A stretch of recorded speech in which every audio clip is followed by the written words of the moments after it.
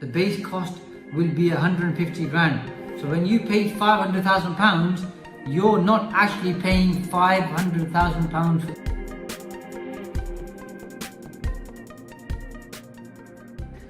But something which you should bear in mind is when you buy a property, so let's run with the example of the 500 grand. So you're paying £500,000 for this commercial property, which is in a limited company. But when the person who actually bought the property initially or in the company, let's say they bought it for £150,000.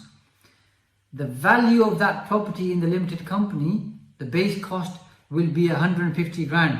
So when you pay £500,000, you're not actually paying £500,000 for the company. You're paying £500,000 for the shares. Although in reality, of course, you're paying 500 grand because you're buying a property worth 500 grand, but you're not. If you buy the shares in a company, you're paying 500 grand for the shares. Now, let's say you paid 500 grand for the shares, you bought the property for, and then in a year's time, you've done nothing to the property. And if you sell the property alone, so you don't sell the shares, you sell the property alone, and you sell the property for £600,000.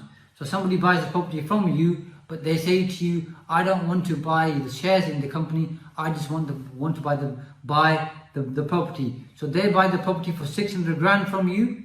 In your mind, you might think, well, I paid 500 grand for it, I sold it for 600 grand, I made 100 grand profit.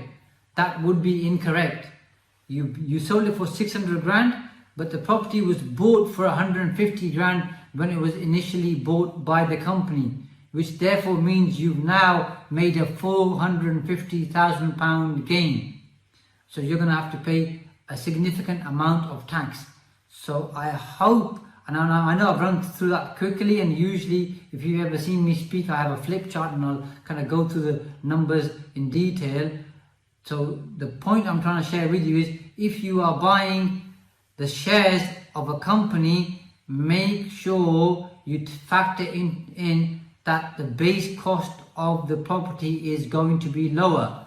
What that means for you as a takeaway today is you want to try and reach some kind of a negotiation with the seller to say, hold on a minute, the value of the property is going to be less for me because when you bought it, you paid less for it than what it's worth now because you bought it, say, 20 years ago. So there's some kind of a negotiation to be had.